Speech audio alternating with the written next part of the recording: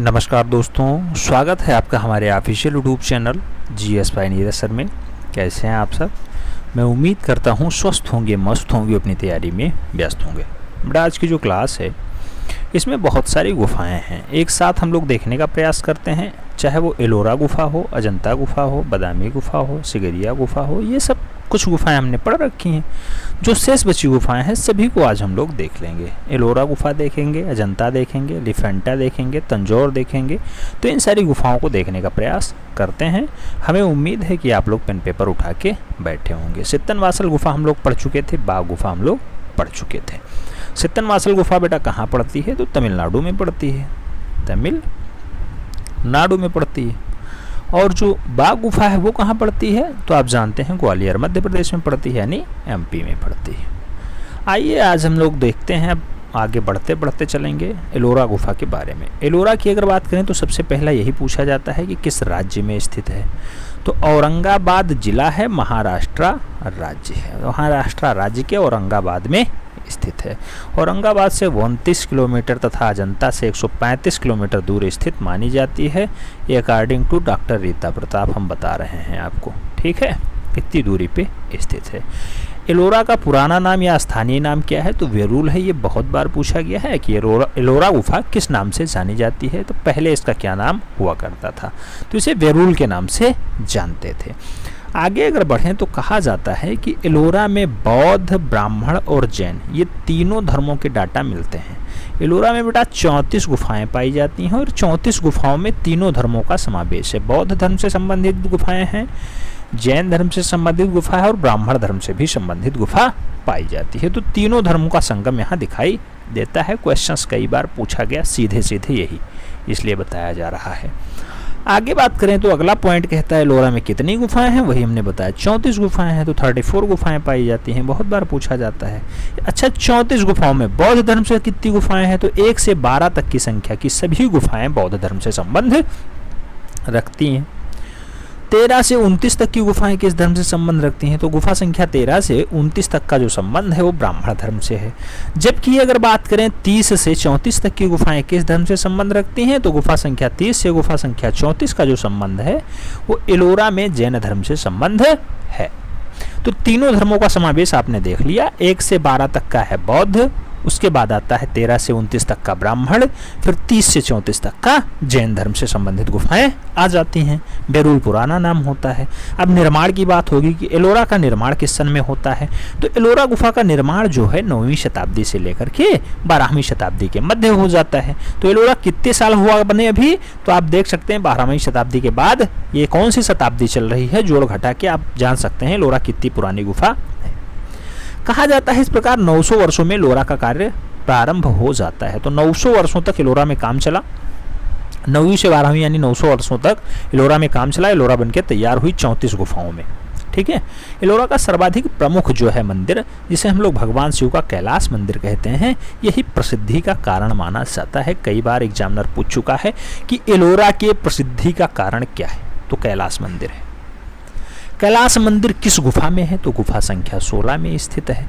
इसका निर्माण राष्ट्रकूट राजा कृष्ण ने करवाया था। राजकूट राजा कृष्ण ने करवाया था। तो कैलाश मंदिर का निर्माण किसने करवाया? राजा कृष्ण ने करवाया है। कई बार क्वेश्चन पूछा गया है किस धर्म से संबंधित थे? राष्ट्रकूट से संबंधित थे, याद रखना है। आगे अगर बात करें तो कहा जाता है कि 300 फीट लंबे, कितने? 300 फीट लंबे और 50 फीट चौड़े एक विशाल पर्वत को काट करके इसका निर्माण किसका? एलोरा का निर्माण करवाया गया। एलोरा का निर्माण करवाया गया है।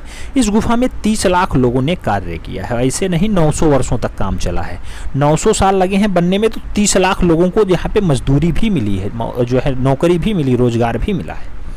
आगे कहा जाता है इस मंदिर के मध्य शिवलिंग स्थापित है और इसके निकट ही नंदी का मंडप, पार्वती का मंडप, गणेश, रुद्र, चंद्र और सप्त मृतिकाओं के छोटे छोटे मंदिर भी पाए जाते हैं। तो ऐसा डाटा कहाँ मिलता है? गुफा संख्या 16 कैलाश मंदिर के आसपास नंदी मंडप, पार्वती, गणेश, रुद्र, चंद्र, सप्त मृतिका सबको पाए जाते हैं। सभी मंदिरें छोटी छोटी अवस्था में पाई जाती हैं। कहा जाता है एलोरा की गुफा संख्या 16 में पौराणिक गाथाओं का सुंदर चित्र मिल जाता है और शिव पार्वती महानंदी, महालक्ष्मी, इंद्र आदि की प्रतिमाएं भी गुफा संख्या 16 में पाई जाती हैं। तो ये क्वेश्चंस बनता है कि गुफा संख्या 16 में क्या क्या मिलता है, तो आपको याद रखना होगा गुफा संख्या 16 में क्या क्या आपने देखा। तो गुफा संख्या 16 में आप देखिए महालक्ष्मी पा जाती हैं, इंद्र जी पा जाते हैं, शिव पार्वती पा जाते हैं, नंदी भी आ जाती हैं। कहाँ पे? एलोरा औरंगाबाद वाले में। ठीक है, तो ये डाटा तो एलोरा से संबंधित था। एलोरा से इतना पर्याप्त हमें लग रहा है कि है, इतने में ही आपका काम बन जाएगा। या तो 34 गुफा पूछ लेगा, या तो धर्म पूछ लेगा, या पुराना नाम पूछ लेगा। इतना पर्याप्त है। अगर कुछ और एक्स्ट्रा पढ़ता है तो और आगे हम लोग पढ़ लेंगे। अब नेक्स्ट गुफा की बात कर लें हम लोग, तो वो आती है सिगरिया गुफा। सिगरिया गुफा अपने पड़ोसी देश में पड़ती है बेटा, और सिगरिया गुफा से एक बार क्वेश्चंस बना है, तो उन्हें भी देखने का प्रयास करते हैं। यह गुफा भारत के पड़ोसी देश जो नीचे लटका हुआ दिखाई देता है, आप देखते होंगे जब भारत का नक्शा इस टाइप से दिखाता है तो ये वाला जो बेल्ट होता है ये है श्रीलंका, और इस श्रीलंका में ही सिगरिया गुफा पाई जाती है। कब खोजी जाती है? 1830 ईस्वी में खोजी जाती है।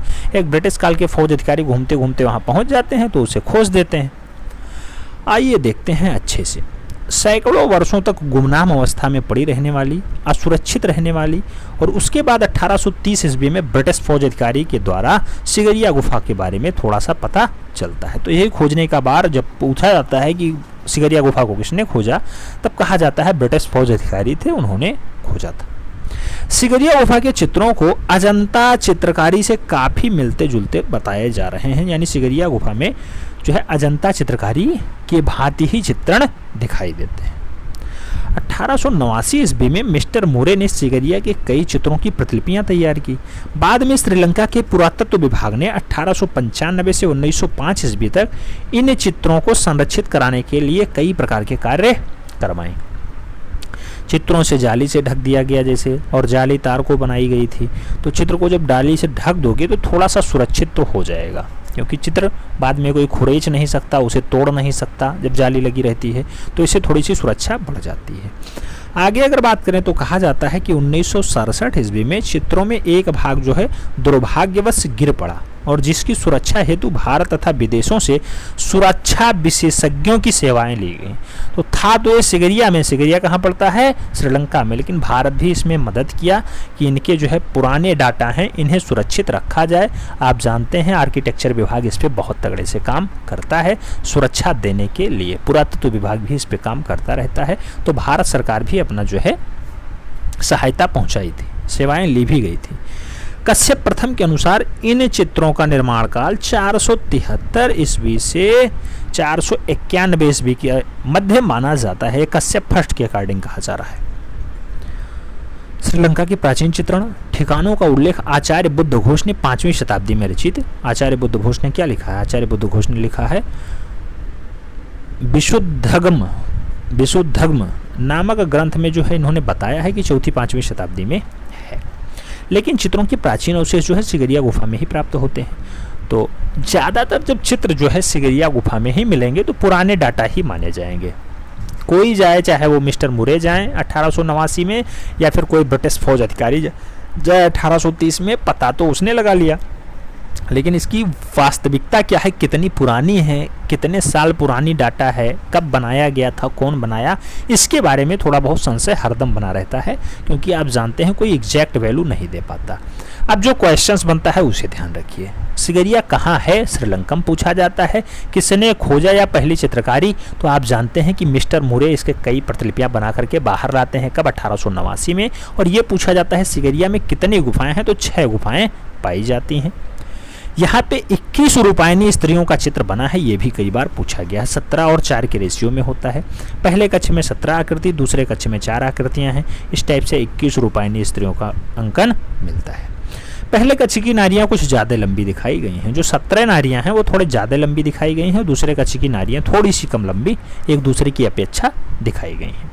सिगरिया में मिट्टी पर चित्रकारी की गई है, जबकि अजंता में सूखी भित्ति पे चित्रकारी की गई है। तो बेटा सिगरिया में कैसी चित्रकारी हुई है? मिट्टी पे चित्रकारी हुई है। इसीलिए सिगरिया की जो गुफा है, आप देखे होंगे एक पार्ट गिर गया, जिससे जो है भारत सरकार ने भी संरक्षण दिया था 1905 के आसपास, तो उसको मिट्टी पे बनने की वजह से ही गिर गया था। जबकि अजंता में आप देखेंगे तो सूखी भित्ति यानी सूखी दीवार पे चित्रकारी किया गया है। सिगरिया ने अजंता का नीला रंग बिल्कुल नहीं दिखाई देता, तो अजंता में ज़्यादातर नीला रंग प्रयोग किया गया है, वो सिगरिया में अब नहीं दिखाई दे रहा है, ऐसा माना जा रहा है।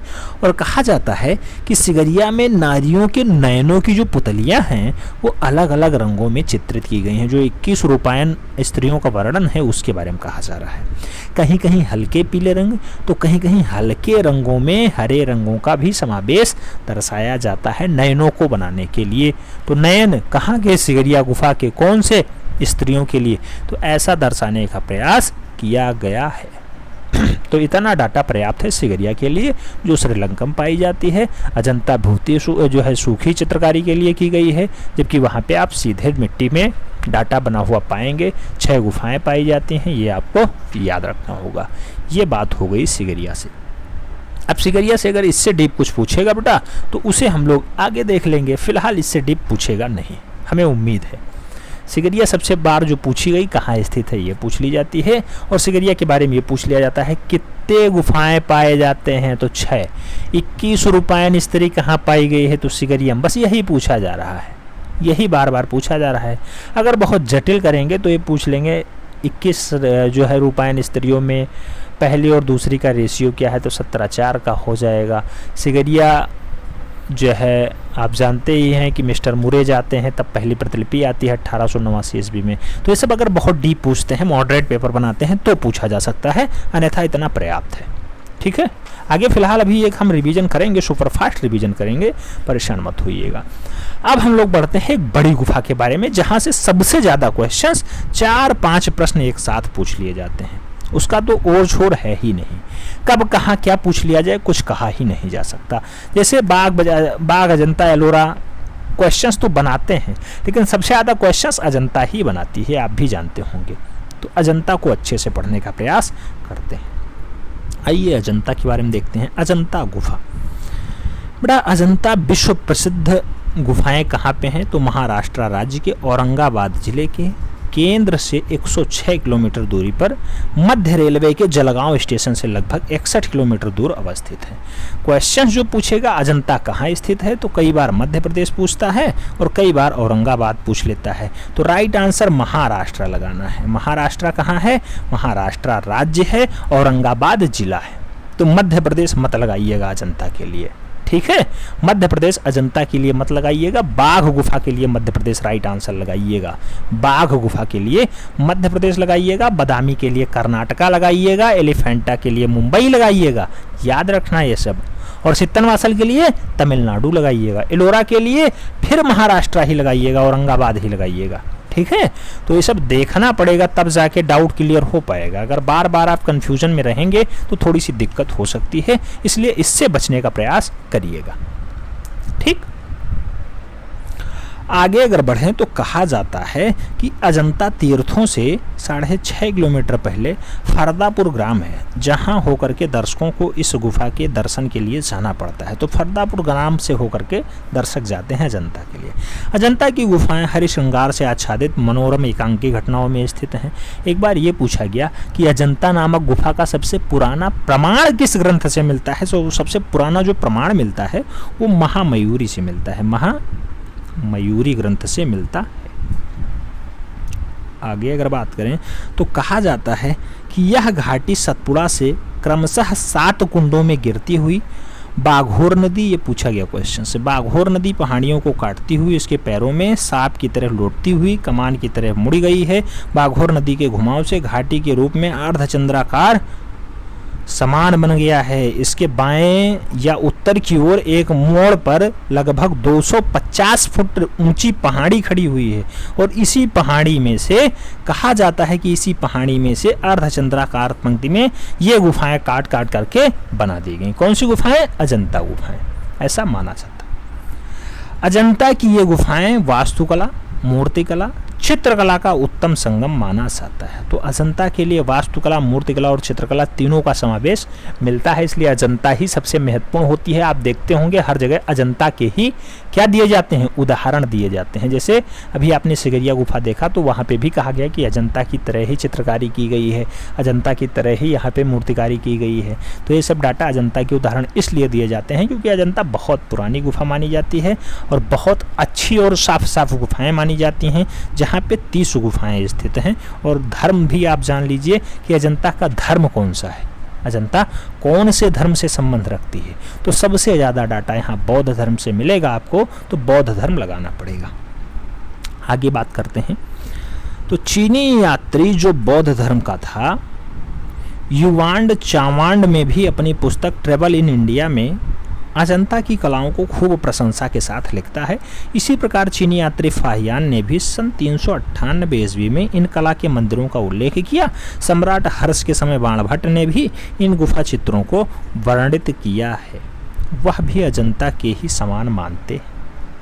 जेम्स फ्यूगरसन ने 1819 ईस्वी में इस गुफाओं की यात्रा की और इन गुफाओं की खोज के पश्चात सर्वप्रथम इनकी चर्चा विलियम एस्कन ने 1822 में बाम्बर लिटरेचर सोसाइटी के विवरण में लिखा। तो ये पूछा जाता है कि अजंता की खोज कब होती है, 1819 में, यानी 1819 में होती है अजंता की खोज। याद रखना, अजंता की खोज 1819 में होती है। कौन खोजता है? खोजने का काम जेम्स फ्यूगरसन साहब करते हैं।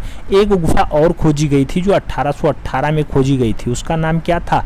1818 में गुफा जो खोजी जाती थी उसका नाम क्या था बेटा, जल्दी बताइए। तो लेफ्टिनेंट साहब आते थे जिनका नाम होता था डेजरफील्ड। बाघ गुफा को खोजते हैं। बाघ गुफा को कब खोजते हैं? 1818 में, यानी 1818 में बाघ गुफा खोजी जाती है डेजरफील्ड के द्वारा, और जेम्स फ्यूगरसन के द्वारा 1819 में अजंता गुफा खोज ली जाती है। ठीक है, आगे। सर्वप्रथम इनकी चर्चा विलियम रेस्किन ने 1822 ईस्वी में बॉम्बे लिटरेचर सोसाइटी के विवरण में भी प्रकाशित किया है। आगे अगर बात करें तो कहा जाता है कि 1824 ईस्वी में लेफ्टिनेंट जेम्स ई एलेक्जेंडर ने इन गुफाओं का अवोखा देखा किया और विवरण भी तैयार किया, जो 1829 ईस्वी में लंदन में ट्रांसजेक्शन ऑफ रॉयल एशियंटिक सोसाइटी में प्रकाशित किया गया। यहाँ पर दो प्रकार की गुफाएं मिलती हैं, चैत्य और विहार। चैत्य होता है पूजा स्थल, विहार होता है बौद्ध भिक्षुओं के रहने का स्थान। तो ये दोनों टाइप की गुफाएं मिलती हैं। अधिकांश चित्र विहार गुफाओं में स्थित हैं। चैत्य गुफाओं में कहीं कहीं चित्र मिलते हैं। चैत्य गुफा प्रार्थना के लिए बनाई गई गुफा है, यानी पूजा स्थल के लिए बनाई गई गुफा है, जबकि विहार गुफाएं बौद्ध भिक्षुओं के निवास के लिए बनाई गई हैं। आगे अगर बात करें तो अजंता में कुल 30 गुफाएं पाई जाती हैं। पहले इनकी संख्या 29 हुआ करती थी, एक गुफा बाद में बढ़ गई। कुछ वर्ष पूर्व एक गुफा का पता चल जाता है जिसे हम लोग 15A के नाम से जानते हैं, क्योंकि यह गुफा 15 और 14 के मध्य मिलती है, इसलिए इसका नाम 15A रख दिया जाता है। अगर ये बात करें तो चित्र कितने गुफाओं में मिलते हैं, तो कहा जाता है अब मात्र 6 गुफाओं में चित्र मिलते हैं। वो गुफाएं कौन कौन सी हैं? 1, 2, 9, 10, 16, 17। 1, 2, 9, 10, 16, 17 ये अजंता है, और अजंता में ये 6 गुफा हैं जिसमें वर्तमान में चित्र मिलता है। टोटल 30 गुफाएं पाई जाती हैं, आप जानते हैं। 5 गुफाएं जो ऐसी हैं जिसमें चैत्य होता है, और 25 गुफाएं ऐसी हैं जो विहार है। तो चैत्य और विहार भी याद रखिएगा। आगे बात करते हैं। तो आगे अगर कहा जाए तो अजंता की गुफाओं में सर्वप्रथम शताब्दी से लेकर के 7वीं शताब्दी तक लगभग 700 वर्षों से अधिक का कार्य होता है और मूल रूप से बन करके तैयार हो जाती है। अजंता की चित्रकला में शक, सातवाहन, चालुक्य, वाकाटक, कुषाण और गुप्त आदि शासकों ने भी अपनी अपनी संस्कृतियों की बोलती की है, यानी अपना अपना डाटा दर्शाया है। अजंता का श्रेष्ठ कार्य गुप्त काल में हुआ है, सबसे ज़्यादा काम गुप्त काल में बना है। अजंता गुफा जो है भारत का एक महान कला तीर्थ क्षेत्र माना जाता है। वहाँ से ही चित्रकला, मूर्तिकला, स्थापत्य कला तीनों का सुंदर समावेश दिखाई देता है। इस कला को बौद्ध कला भी कहा जाता है। कई जगह चित्रकला ना होकर के बौद्ध कला कह दिया जाता है, क्योंकि ज़्यादातर डाटा जो है वो बौद्ध धर्म से संबंधित मिलता है, बौद्ध भिक्षुओं से संबंधित मिलता है, बौद्ध धर्म के अनुयायियों से संबंधित मिलता है। आगे अगर कहें तो कहा जाता है क्योंकि इन गुफाओं का समस्त चित्रण वृत्तांत भगवान बुद्ध के जीवन घटनाओं और जन्म जन्मांतर की कथाओं से संबंधित हैं, इन्हें जातक कथाएं कहते हैं। गुफा संख्या 1 की अगर बात करें तो कहा जाता है कि यह एक विहार गुफा है। इस गुफा की बाईं दीवार पे पद्मपाणि बोधिसत्व का चित्रण है, जिसमें हाथ में कमल लिए हुए दर्शाया गया है। बोधिसत्व को विश्व चिंतन में लीन दर्शाया बताया जा रहा है।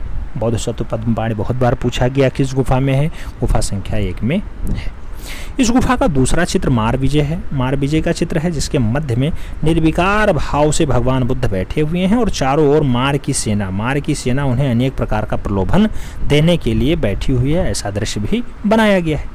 तीसरा महत्वपूर्ण चित्र होता है शिवी जातक का। शिवी जातक का कथा चित्रित है।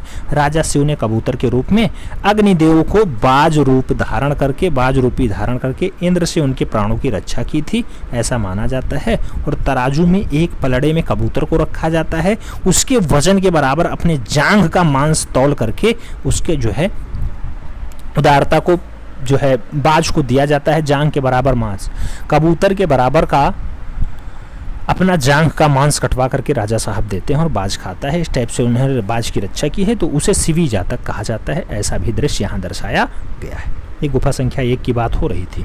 गुफा संख्या 2 की बात करें तो ये पूछा जाता है कि यह भी एक बिहार गुफा है। बिहार वही जहाँ रहते थे लोग, और इस गुफा में सर्वाधिक प्रसिद्ध चित्र सर्वनाश है। ये कई बार पूछा गया है। गुफा संख्या 2 में क्या है, तो सर्वनाश चित्रित है, जिसमें बौद्ध भिक्षुओं का बायां हाथ ढोंढी पर चिंता की मुद्रा में है तथा हाथ की मुद्रा इस प्रकार की है मानो सर्वनाश हो गया हो। तो ये गुफा संख्या 2 की बात हो रही है।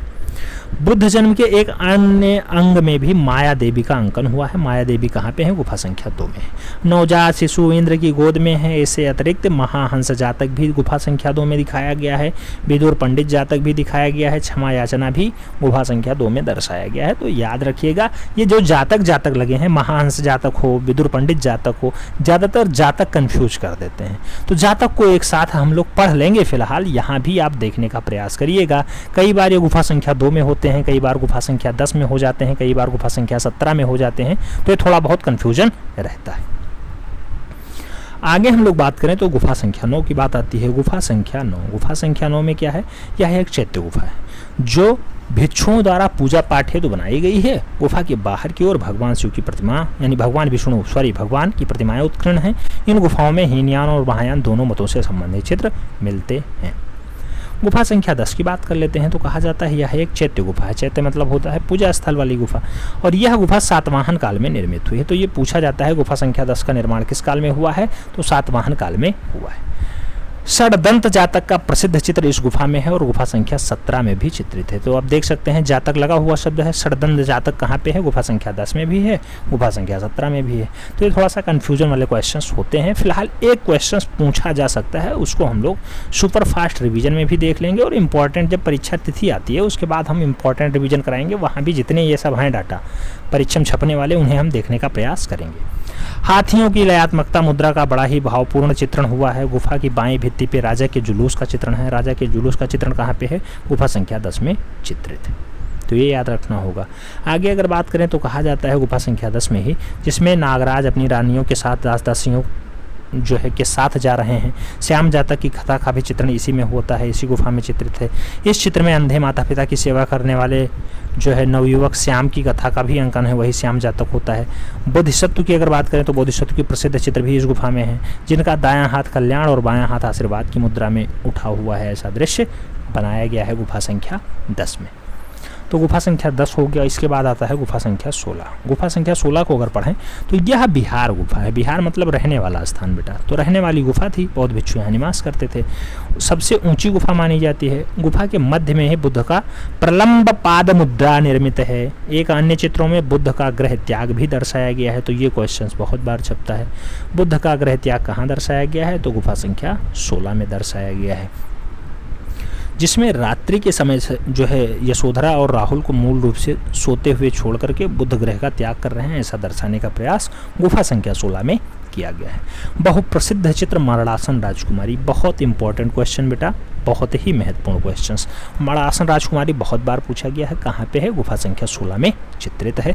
यह भी मूल रूप से गुफा संख्या 16 में ही पाया जाता है। यह चित्र वातावरण करुणा की भावपूर्ण अभिव्यक्ति को दर्शाने का जो है पर्याप्त उदाहरण है। गुफा संख्या 16 में ही मरणासन राजकुमारी है। एलोरा भी आपने पढ़ा था, वहाँ पे भी गुफा संख्या 16 में क्या था, कैलाश मंदिर था। एक बात आती है गुफा संख्या 17 की। गुफा संख्या 17 को चित्रशाला कहा जाता है क्योंकि यहाँ पे बहुत सारी गुफाएं चित्रित हैं। गुफा संख्या 17 यह बिहार गुफा है।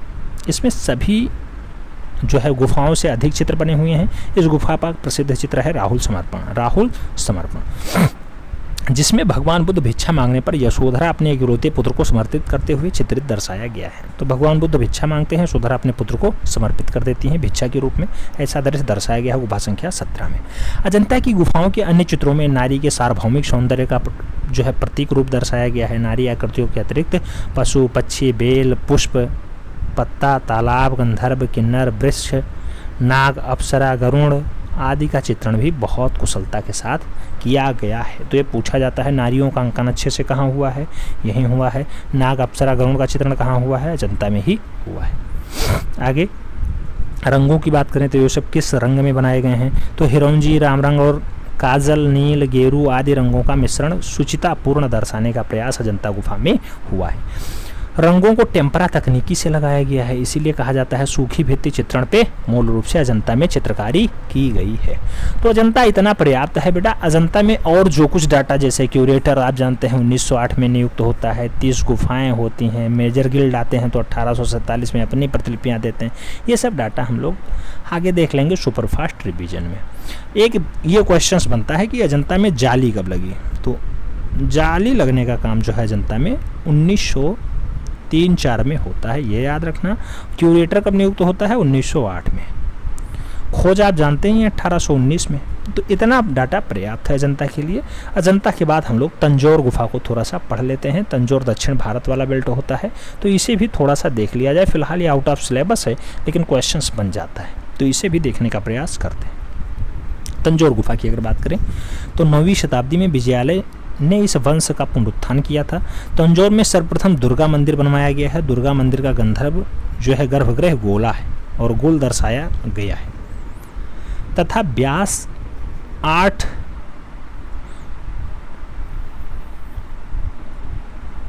8,6 के रूप में है। गर्भगृह के सामने स्तंभ पे स्थित मंडप है।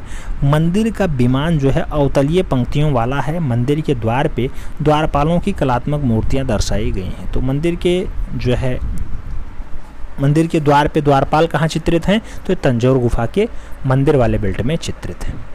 कावेरी नदी के तट पे स्थित तंजौर जो है कहा जाता है कि ऐतिहासिक शहर है और कावेरी के उपजाऊ डेल्टा क्षेत्र में होने के कारण इसे दक्षिण में चावल का कटोरा के नाम से जाना जाता है। तो तंजौर को दक्षिण का कटोरा कहा जाता है, चावल का कटोरा, ऐसा नाम दिया जा चुका है।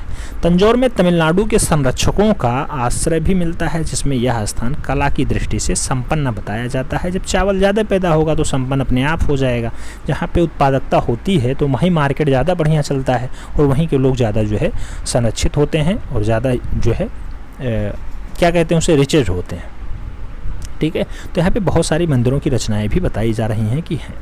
तंजौर के शासकों ने ब्राह्मणों को भूमि दी थी और जब भूमि दान दी गई तो उसमें पुराने मंदिरों की मरम्मत भी करवा दी गई। इन मंदिरों के अंदर पाठशाला बना, अस्पताल बना, ये भी दर्शाने का प्रयास किया जाता है। तो क्वेश्चन पूछा जाता है कि कहाँ के मंदिरों में पाठशाला और अस्पताल का निर्माण है? तो मंदिर भी है, साथ में पाठशाला और अस्पताल भी है।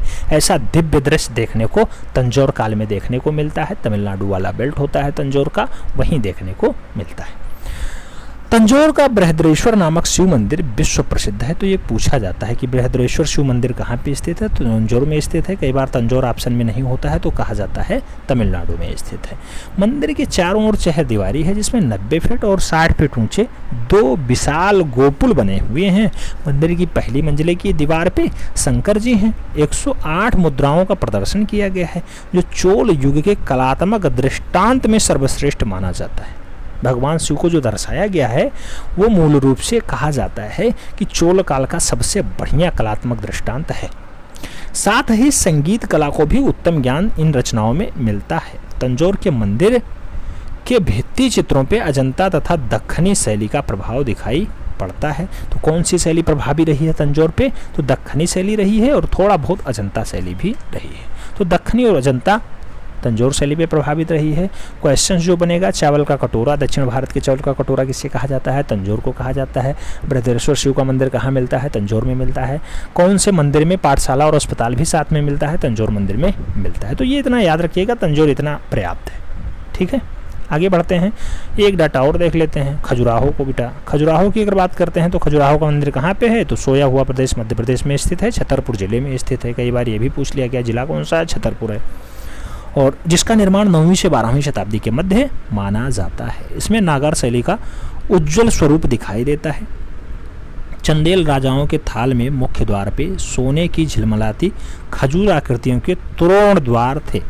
इसी आधार पे इनका नाम खजूर वाहक पड़ गया था, जो कालांतर में खजुराहो के नाम से प्रसिद्ध हो गया। पहले खजूर वाहक था, बाद में खजुराहो हो गया।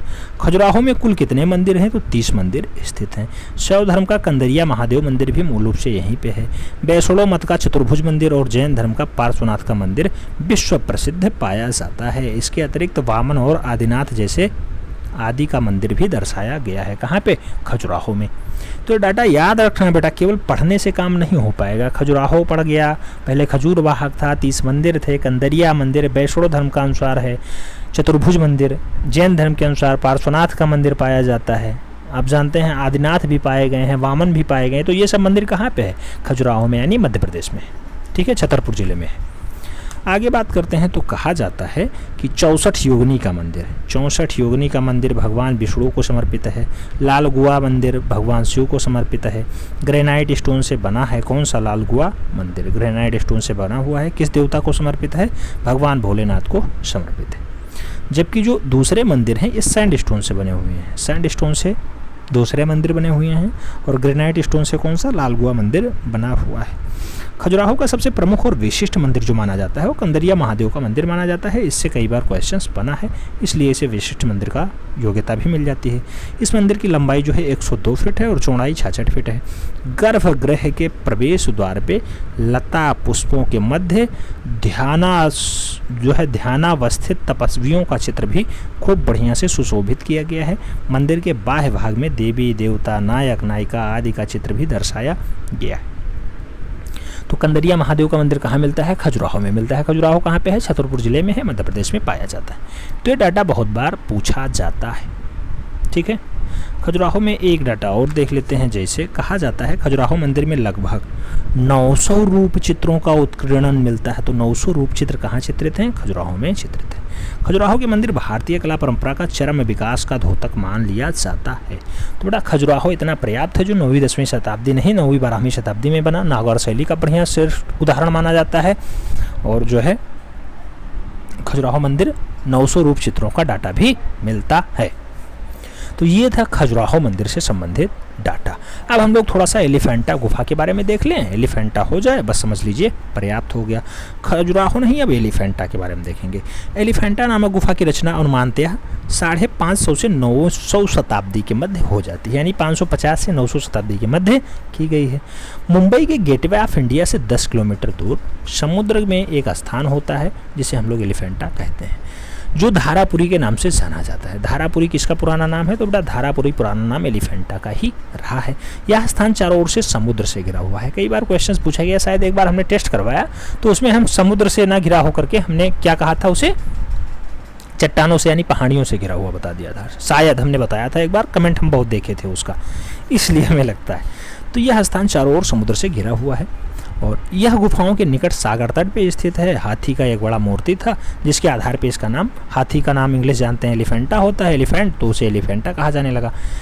यहाँ पर 8वीं सदी के मध्य में शिल्पकारों ने इस गुफा के चित्रों की रचना की है, किंतु 16वीं सदी से पुर्तगाली आक्रमणकारियों ने इस गुफाओं को बहुत हानि पहुंचाई थी। तो एलिफेंटा गुफा को किसने ज़्यादा हानि पहुंचाई?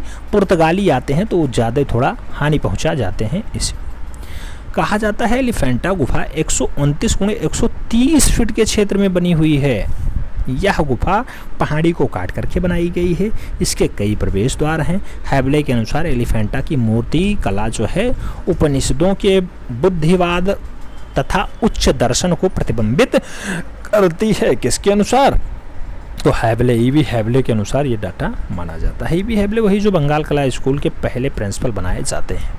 ठीक है, ईवी हैबले वही जो अवनींद्रनाथ ठाकुर के कहा जाता है कला गुरु के रूप में थे, क्योंकि जब वो प्रिंसिपल थे तो अवनी बाबू वहाँ पे वाइस प्रिंसिपल थे। इन दोनों के सहयोग से ही बंगाल शैली या फिर टैगोर शैली स्टेब्लिश हो पाती है। यह एक प्रसिद्ध भावमय मूर्ति भगवान शिव की है जो शांत मुद्रा में निर्मित है।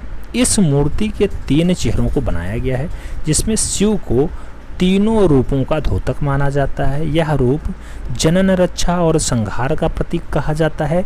इसे त्रिमूर्ति नाम दिया गया है। त्रिमूर्ति की हाइट बहुत बार पूछी गई है, तो 18 फीट इसकी हाइट है और 23 फीट ये त्रिमूर्ति चौड़ाई में। तो 18 गुणे 23 का डाटा कहाँ मिलता है? तो त्रिमूर्ति की लंबाई चौड़ाई है और मूल रूप से एलिफेंटा गुफा में मिलता है। वही एलिफेंटा जिसे धारापुरी के नाम से जानते हैं, मुंबई में स्थित है। आगे अगर बात करें तो कहा जाता है एक अन्य प्रतिमा पंचमुख परमेश्वर की है, जिसके चेहरे पे भावों से अपूर्व सौम्यता और आत्मीयता के साक्षात दर्शन होते हैं। दूसरी ओर उनके संहारक के रूप के मध्य से कठोर पाषाण के शिल्पियों ने रौद्र रस की अभिव्यक्ति कर दी है। इसके अतिरिक्त शिव की अन्य दैव लीलाएं भी कलाकारों ने उत्कीर्ण की हैं, जैसे गंगाधर मूर्ति, अंधकासुर वध, शिव मूर्ति, कल्याण मूर्ति आदि। एक स्थान पे शिव पार्वती के विवाह का दृश्य भी दर्शाया गया है। ये सब डाटा कहाँ मिलता है? एलिफेंटा गुफा में मिलता है। पुराना नाम धारापुरी है। एलिफेंटा इसका नाम पड़ता है। एलिफेंटा कहा जाता है।